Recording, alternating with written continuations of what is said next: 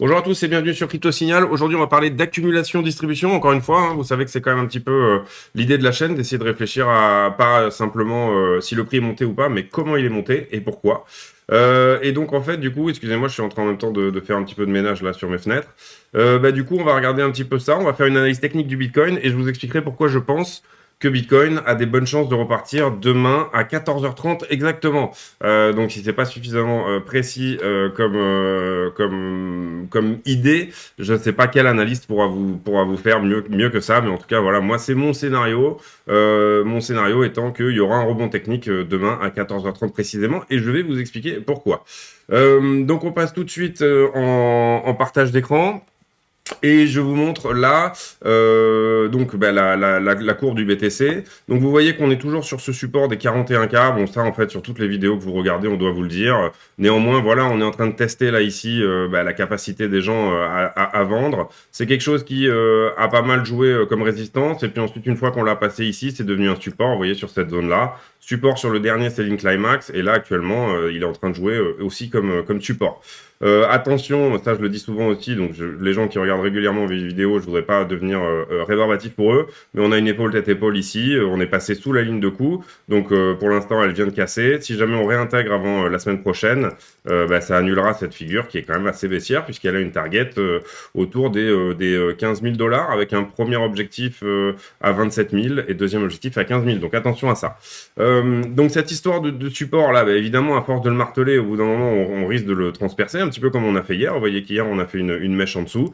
Vous savez que pour moi on est quand même plutôt dans une éventuelle situation où on aurait ici un round bottom qui se dessinerait pour en tout cas au moins un rebond technique. Pour l'instant je ne parle pas de reprise haussière, je parle de rebond technique pour le moment. C'est ce que je vois moi, c'est ce que j'ai sous les yeux. Donc éventuellement ici un creux qui se définirait plus ou moins comme ça. Donc on peut aller légèrement plus bas, mais pour le moment pour moi, encore une fois, c'est mon avis, on fera un rebond technique avant de redescendre si jamais on doit redescendre. Le problème qu'on a en fait sur le Bitcoin en ce moment, si vous suivez ma chaîne, vous le savez, mais c'est pas mal les leviers, c'est tous les gens qui investissent en levier et qui essayent de trouver le dip et qui essayent de prendre ce dip-là et de partir avec. Donc du coup on va passer maintenant à tout ce qui est données on-chain et puis ensuite on reviendra sur Bitcoin pour faire l'order flow et en dernier donc je vous expliquerai pourquoi je pense qu'on aura peut-être un rebond technique à partir de demain. Donc ça ce sont comment dire les holders et les holders, voilà. Quand est-ce que les holders vendent leurs coins?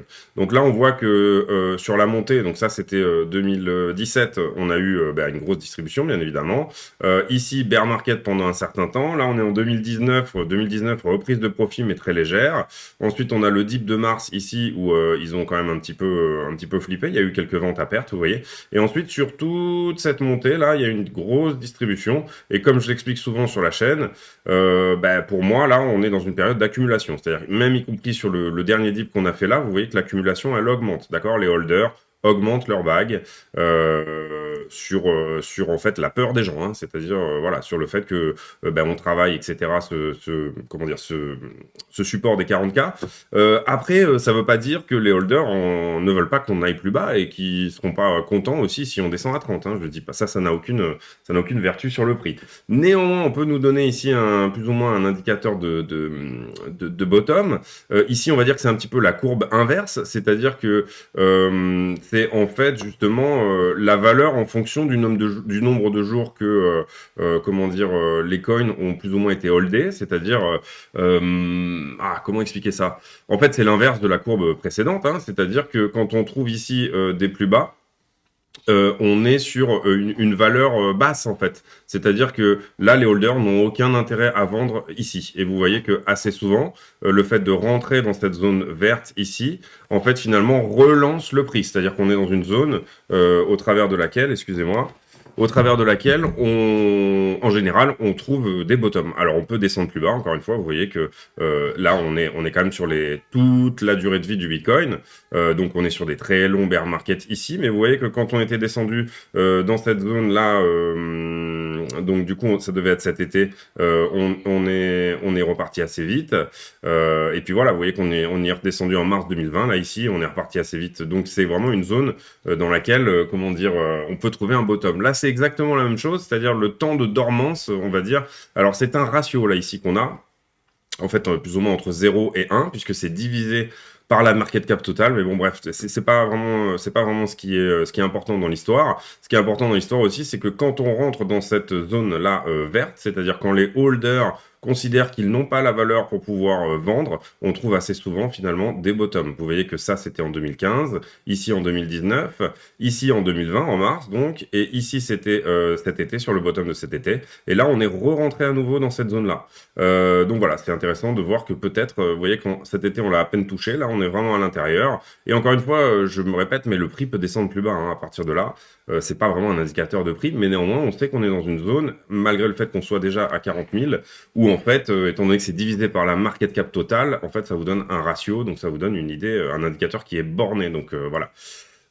Ici, et ça c'est important, c'est en fait l'open interest sur les contrats futurs. Donc là, pourquoi c'est intéressant? C'est parce qu'on voit que malgré une baisse du prix, là, vous voyez, ici on était le 4 décembre, et ben on a quand même augmenté de 42% sur l'open interest, c'est-à-dire le volume de contrats qui sont ouverts en levier.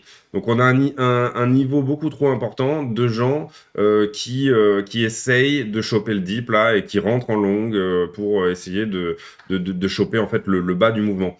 Donc ça, c'est très dangereux. Ici, on voit que Binance prend la plus grosse partie de cet open interest sur les contrats futurs. Et voilà, FTX qui marche très fort quand même en ce moment. FTX qui est déjà passé deuxième avec 19%. Pour moi, je suis très bullish sur FTX. J'ai d'ailleurs beaucoup de leurs tokens, le FTT, là. Je pense que FTX passera devant Binance. Simplement parce que pour moi, pour l'expérience utilisateur, je trouve ça bien mieux.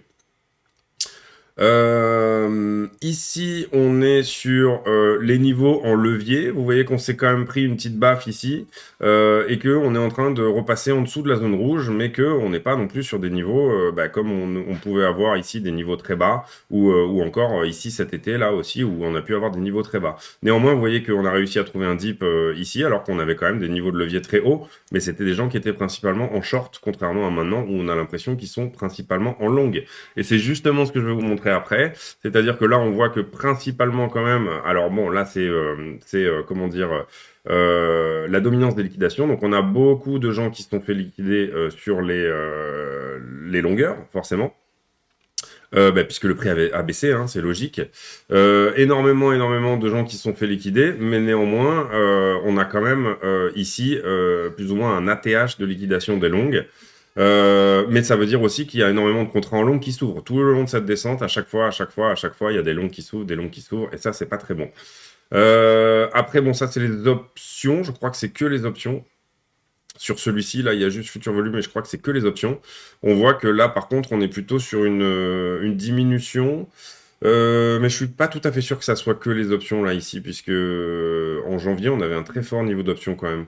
À vérifier. Donc je passe sur celle-là parce que du coup, ah voilà, celle-ci c'est que les options, c'est ça. C'est ça, on a une énorme baisse du niveau des options, vous voyez, par rapport à décembre dernier où on avait un très fort niveau d'options. Et ben là, les options sont énormément, on fait moins 45% en niveau d'intérêt, en open interest, voilà. Et donc là, ici, je pense que c'est tous les futurs dans l'ensemble. On voit qu'on est quand même sur une tendance qui descend. Donc bon, ça, c'est peut-être pas trop mal, au sens où on avait atteint quand même des très forts niveaux, bien sûr, cet été. Et donc là, on est à peu près au niveau de juillet dernier. Donc ça serait plutôt bullish, au sens où ça voudrait dire qu'on a suffisamment nettoyé le marché en levier pour pouvoir repartir, en tout cas, au niveau de l'open interest au niveau du volume, pardon. Et ça, en fait, c'est un volume par jour. Autant pour moi, j'avais pas bien lu donc volume par jour. Donc ça veut dire que sur chaque journée, on est en train de perdre de l'intérêt pour les leviers. Donc, qu'est-ce que nous disent toutes ces charts? Et ça va nous faire une belle transition pour aller voir éventuellement l'open interest. Elles nous disent qu'en fait, toute l'offre actuellement est rachetée par les holders, donc des gens qui ne dépensent pas leur coin, principalement au spot. Elle nous dit qu'il y a trop de gens qui essayent de rentrer en levier sur les marchés dérivés. Elle nous dit que les niveaux d'options diminuent, donc une baisse d'intérêt pour les institutionnels, qui sont quand même plutôt en général sur les options. Et elle nous dit également que en fait, on est, en fait, c'est un petit peu comme si on était sur un mini bear market, et c'est ce que je dis souvent, moi, quand on me demande est-ce qu'on est en bull ou en bear market, est-ce qu'on ne serait pas finalement dans un mini bear market très court de 6, 8 mois, 1 an, qui va nous permettre un redépart assez rapide. Donc j'enchaîne et je reviens sur l'order flow, et puis après on ira sur les news. Order flow, eh ben on voit toujours que on a cet intérêt d'achat là, on a un gros mur d'achat en tout cas sur Binance jusqu'aux 38 000 $. Donc ça c'est comme d'habitude, il n'y a pas beaucoup plus à dire. Ce que je voulais vous montrer aussi, donc pourquoi pas faire un dip aux 38 000 si ces mecs-là veulent acheter et s'ils veulent être fill, ils ont été très patients jusque-là, donc pourquoi pas. Et là, ce que je voulais vous montrer, donc là, c'est tous les contrats dérivés depuis 1 an. Donc peut-être qu'on l'aura mieux ici. Voilà. Voilà. Tac, tac. Hop. Excusez-moi. Hop. Hop. Alors, qu'est-ce qu'on voit là et qu'est-ce qui s'est passé cet été? Vous voyez que cet été, le ratio entre longueur et shorter, donc ça c'est en nombre de comptes, c'est pas leur position, c'est pas combien d'argent ils ont, c'est le nombre de comptes qui font du long ou qui font du short. Vous voyez que ici, ça s'est jamais fait des bisous ces deux droites, c'est-à-dire qu'on n'est jamais vraiment au niveau de 50-50.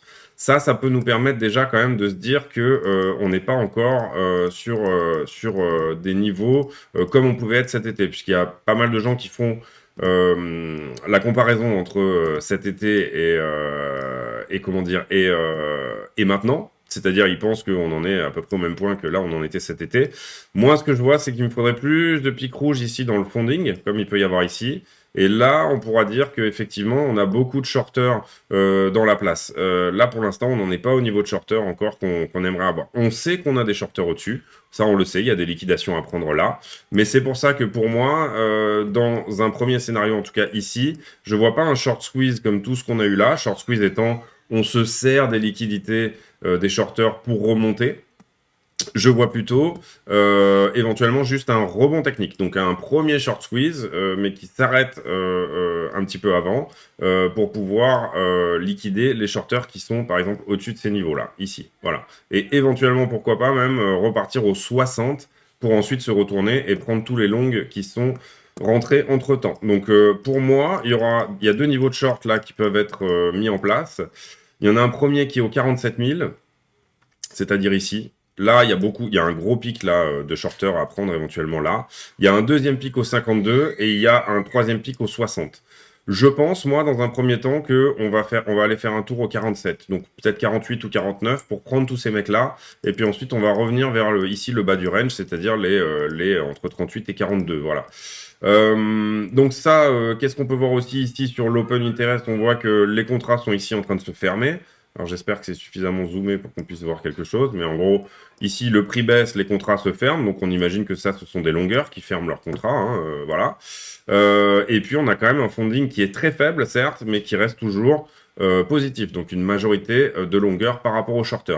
Moi, qu'est-ce que j'aimerais bien voir là, ici, pour être sûr qu'on va faire un très gros short quiz et éventuellement partir tout de suite vers un nouvel ATH? J'aimerais bien voir plus de pics ici rouges, voilà, beaucoup plus, pendant plus longtemps. Et j'aimerais bien voir ici un open interest qui descend un petit peu. Et ici, c'est de droite qui se font des bisous là. Voilà, ça serait ça la config idéale. Néanmoins, on a quand même une config à court terme pour la mise en place d'un premier short squeeze. Mais pour moi, ça ne sera qu'un rebond technique. C'est-à-dire que, voilà, c'est un rebond technique. Ici, on voit que sur les spreads, là, il s'est passé quelque chose, là, ici. Donc, peut-être un gros achat au spot.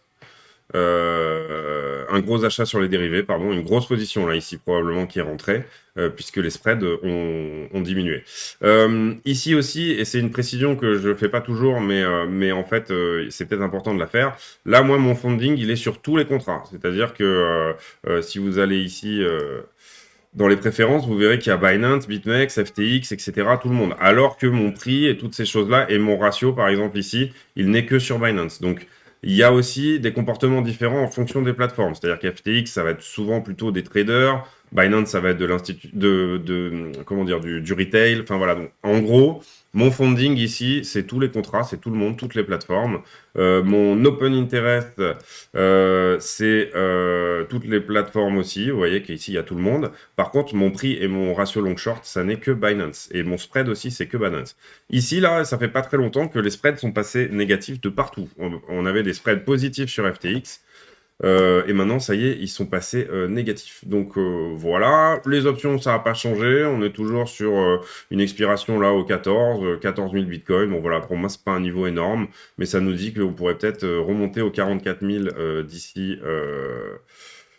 d'ici vendredi. Et là, on est mercredi.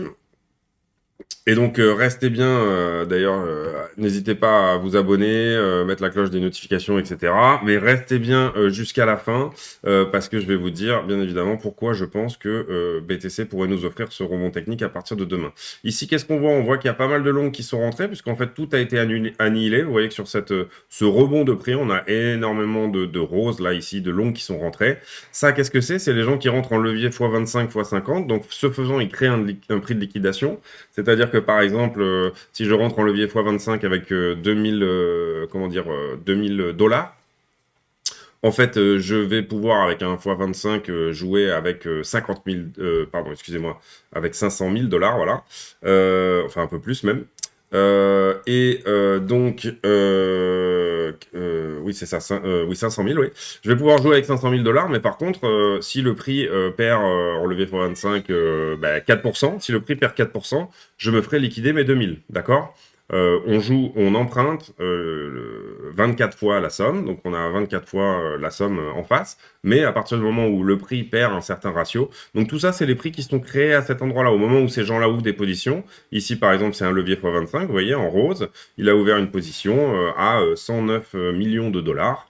En levier x25, d'accord? Donc tout ça, ça crée en fait des prix de liquidation que le marché se fait un plaisir d'aller chercher quand il le peut.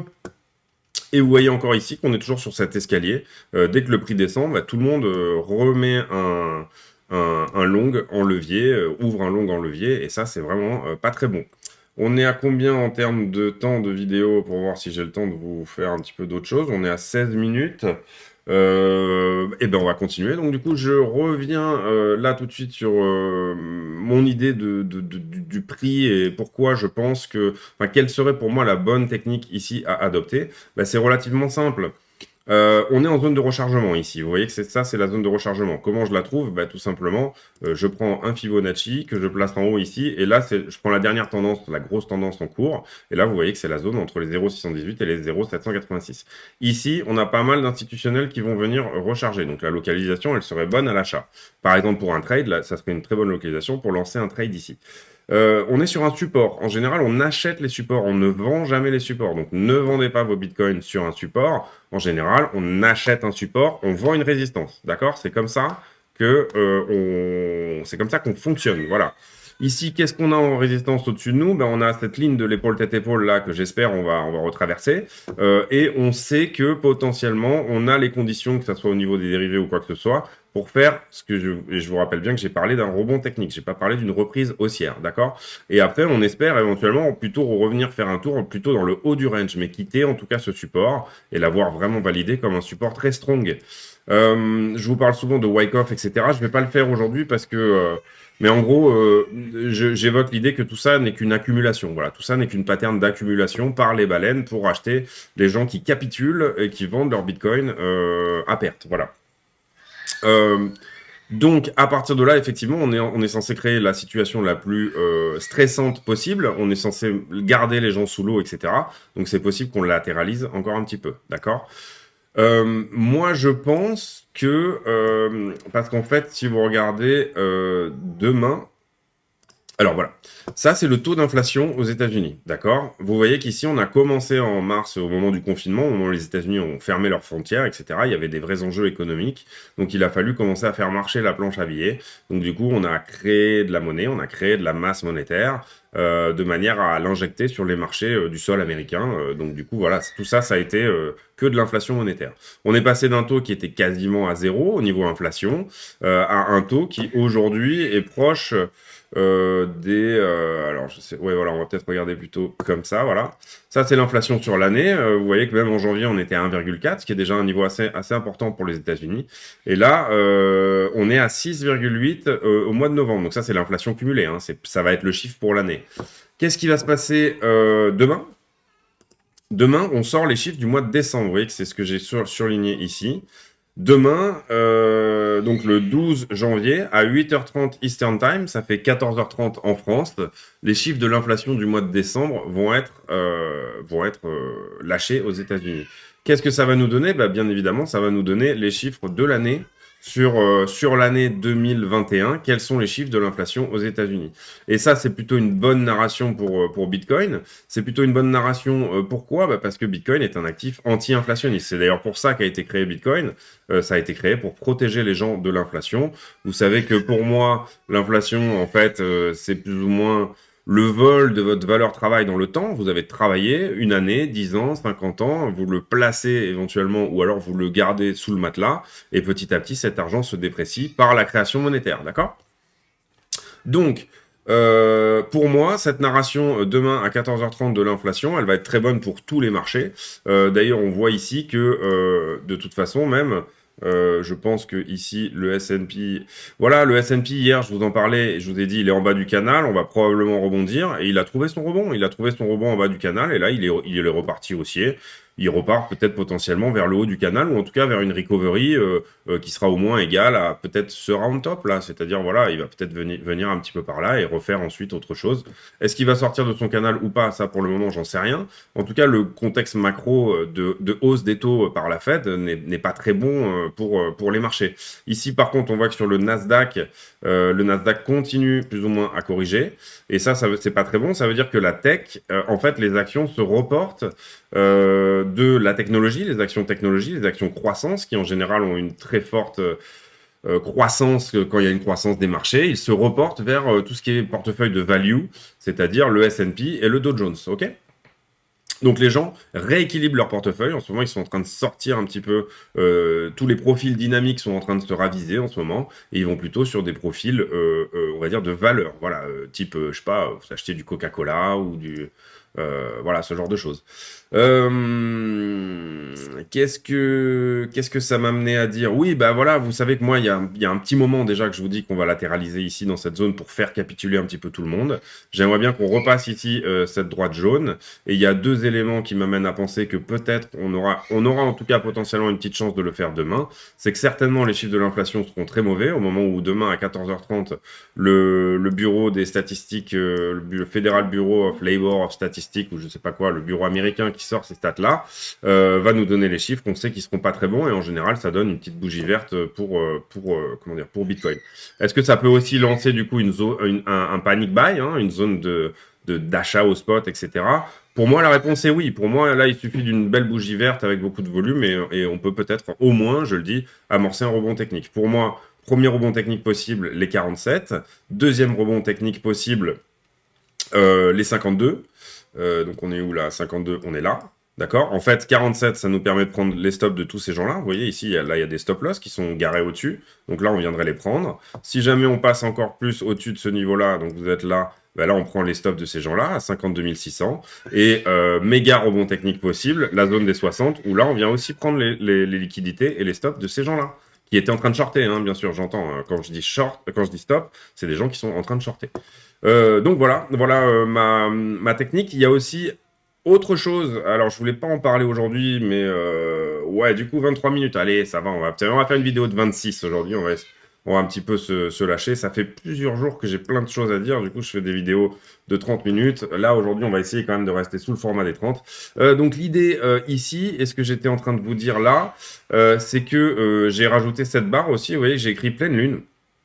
Alors ça peut paraître vraiment bizarre, mais c'est quelque chose que je suis pas le premier à avoir remarqué hein, d'ailleurs, mais assez souvent sur des pleines lunes, on a des rebonds. Voilà, là ici vous voyez pleine lune rebond. Ici pas vraiment, on était en descente, on a rebondi plutôt après. Ici pleine lune rebond, ici pleine lune rebond, ici pleine lune rebond, ici pleine lune rebond. Ici, pleine lune, léger rebond. Ici, pleine lune, rebond. Ici, pleine lune, rebond. Je rigole pas, hein, je veux dire, je suis pas mystique. Je suis pas en train de vous dire Je sais pas comment vous expliquer ça. J'ai calculé sur les 80 dernières pleines lunes, on en a à peu près on en a à peu près 80% qui donnent une tendance haussière après. Voilà. Je suis pas mystique, encore une fois. Je suis pas en train de dire ouais, le corps humain est composé, je sais pas moi, à 80% d'eau. Regarde, ça fait les marais, ça fait ceci, cela. Néanmoins, écoutez, c'est un indicateur que moi je veux bien prendre en compte à partir du moment où quand je fais un retour de probabilité et que je regarde ce que donnent les pleines lunes dernièrement sur le Bitcoin et que je vois que ça donne assez souvent des rebonds sur les pleines lunes et des chutes sur les nouvelles lunes. Hein. Vous voyez, bon là c'est pas le cas, celle-là elle n'est pas validée, mais en nouvelle lune, ici, pas validée non plus. Ici, on a une chute, ici, on a une chute. Ici, bon, non, elle est pas validée parce qu'on a un plus haut, mais ici, on a une belle chute, et ici, on a encore une belle chute. Ici, énorme chute, pile à la nouvelle lune aussi. Ici, nouvelle lune, énorme chute. Nouvelle lune, énorme chute. En tout cas, c'est un truc que moi, je veux bien regarder, que je veux bien avoir comme indicateur. Cet indicateur s'appelle In Silico's Four Seasons. Et que je veux bien, en tout cas, me dire, OK, c'est pas un signe de rebond, il faut regarder la macro, il faut regarder toutes ces choses-là et tout, mais ça peut être un catalyseur. Et je ne parle ici que de catalyseur. Or, la prochaine pleine lune, elle se trouve le 17 janvier. Donc, est-ce qu'on peut avoir un truc assez massif entre ce rapport d'inflation et la nouvelle pleine lune? Vous allez me dire, mais là, t'es optimiste, tu nous envoies de la news et tu penses que c'est ça qui va faire. Bah ouais, effectivement, moi je crois beaucoup en un rebond technique et je pense qu'il va être assez massif. Ça va être à la fois un rebond technique de news et ça va être aussi un short squeeze parce qu'on a beaucoup de gens à venir prendre sur ces niveaux-là et ces niveaux-là. Après vous dire, est-ce que ce rebond-là va s'arrêter au 48, au 52 ou au 60, je sais pas. En tout cas, ça va donner des belles performances sur vos alts parce qu'elles ont vraiment envie de frétiller. Là, toutes les altcoins sont un peu frétillantes. Elles ont très envie de repartir. On voit que quand Bitcoin latéralise, on a certaines alts qui font du plus 15, plus 20, etc. Enfin, juste le fait que Bitcoin arrête de descendre, ça renvoie des réaccumulations. Et c'est mon avis aussi, c'est encore une fois, j'en engage que moi, mais pour moi, ce rebond technique du Bitcoin marquera également une grosse alt season avec pas mal de belles choses sur les alts, un très gros rebond de l'Ether, etc. Donc n'oubliez pas, sur ce rebond technique, potentiellement, de prendre quelques profits, en général de vous re-hedger en cash, au cas où là on se retourne et qu'on vienne rechoper un petit peu du monde, soit au 37,38, soit encore plus bas au niveau des 30. Néanmoins, ça n'est que mon avis, encore une fois, ça n'engage que moi, c'est un scénario que moi je joue, qui est le mien. Donc ici, bah, si ça se confirme, si on a effectivement une confirmation que on est sur une reprise pour demain, ou en tout cas entre le 12 et le 17 janvier, qu'on a une petite reprise ici, potentiellement ouvrir des trades par exemple, et puis les clôturer à certains niveaux quand Bitcoin aura touché certains niveaux, et surtout potentiellement sur vos alts qui auront bien performé et sur lesquels vous serez bien en profit, hein, évidemment. Je vous dis pas de sortir et de vendre à perte. Sur les alts sur lesquels vous serez en profit et qui auront bien performé, peut-être anticiper une prise de profit plus rapide que ce que vous aviez prévu avant, parce que ce type de rebond technique-là, donc qu'il soit à ce niveau-là, à celui-là ou à celui-là, offre des très jolies portes de... Alors, je ne veux pas parler de porte de sortie parce que je ne suis pas du tout, moi, en scénario de bear market. Néanmoins, offre des jolies portes de re-cash out de manière à re-cash in à des moments plus intéressants. Donc voilà, c'est tout pour moi aujourd'hui. Pensez bien à la pleine lune, essayez de rester calme quand même sur vos achats, puisqu'on a vu que bah, c'était un indicateur qui faisait acheter vraisemblablement. Et puis c'est tout pour moi aujourd'hui. J'avais plein de post-it, plein de trucs à faire, plein de trucs à dire, plein d'autres choses. Je regarde si j'ai vraiment rien oublié de gros. Oui, il y a peut-être autre chose aussi si on passe en daily, juste simplement ça. Et puis après, je ferai les autres post-it demain, c'est pas grave. Mais si on passe en daily, là, c'est 4 bougies là qui n'ont pas de corps. Alors aujourd'hui encore, elle prend un peu de corps. Je ne sais pas si vous les voyez bien. On va un petit peu zoomer peut-être. Il y a une forme d'analyse technique qui tient aux analyses des bougies aussi, c'est-à-dire quelle tête elles ont, etc. et tout. Et ces 4 espèces de toupies là qui n'ont pas de corps, avec ce marteau là ici, c'est pas très bon. Voilà, c'est juste pour vous dire ça. Elles sont vraiment pas jolies, donc il va falloir qu'on sorte de là un petit peu et qu'on se réveille un petit peu parce que voilà, ce type de 4 bougies. Bon alors ça peut relancer à la hausse. Là encore, elles ont plus ou moins un corps, mais en général, ça donne plutôt ce genre de résultat. Voilà. Ça donne plutôt ce genre de choses, voilà. Vous irez voir dans le graphique, mais en général, quand on a des bougies d'indécision comme ça, alors je crois que ça s'appelle les 4 petits soldats ou un truc comme ça. Enfin bon, voilà, en tout cas, c'est des bougies quand elles sont à plat comme ça. Bon, alors là, vous voyez, on en avait eu quelques-unes. Bon, elles ont quand même un petit peu de corps, celles-ci. Mais on en avait quelques-unes qui nous ont lancé dans des remontées. En tout cas, j'aime pas trop la tête de ces bougies-là. Voilà, ça c'est une petite chose quand même que je préfère dire. Et puis, on fera pas d'altcoin aujourd'hui. Je vous ai parlé de la Lune. On n'a pas fait d'analyse mensuelle, mais on la fera demain. Je vous ai dit de pas vendre un support. Non, c'est bon, je vous ai parlé des actions, je vous ai parlé de la Fed. Il y aura aussi une autre réunion de la Fed, puisque peut-être que j'oublierai de le dire une autre fois. Donc du coup, voilà, c'est important d'en parler éventuellement. Et il y aura aussi potentiellement une autre réunion, enfin même c'est sûr, il y aura une autre grosse réunion de la Fed le 26 janvier. Donc s'il y a une hausse des taux qui doit être annoncée, cette hausse sera en mars, je veux dire, elle sera peut-être annoncée le 26 janvier. Dites-vous bien que si cette hausse est annoncée, il y a des chances que le marché, bizarrement c'est contre-intuitif, mais au contraire, soit plutôt bullish, parce que on est sur un sell de rumeur buy the news, en gros là. C'est l'inverse de buy the rumor, sell the news, mais on est sur un sell de rumeur, buy the news, donc il y aurait peut-être, si la Fed, par exemple, nous donne des nouvelles qui sont pas mauvaises, c'est-à-dire oui, remonter des taux en mars, mais à hauteur que de 0,25%, ce que en ce moment les marchés sont en train de pricer, c'est-à-dire que les marchés sont en train de pricer une hausse de 0,25% des taux. C'est ce qui est plus ou moins envisagé par tout le monde quand on regarde effectivement dans les articles, etc. et tout. Tout le monde dit que bon, il y a à peu près 75% de chances que c'est ce qu'on nous dise le 26 janvier. Donc par contre, le 26 janvier, si à ce moment-là, on nous donne une news que le marché a déjà pricé ce que nous disait, ce qu'on a pensé nous, c'est-à-dire ce sur quoi on a parié, on va dire. Là, le marché est en train de le pricer, lui.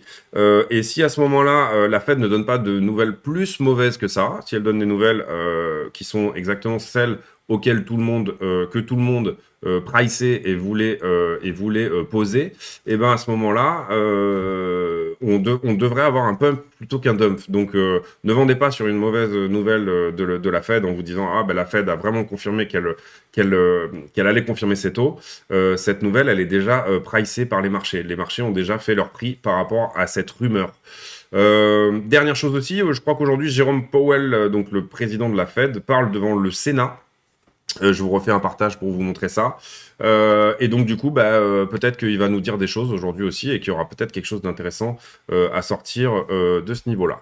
Voilà, c'est tout pour moi. N'hésitez pas à vous abonner, surtout, c'est vraiment important.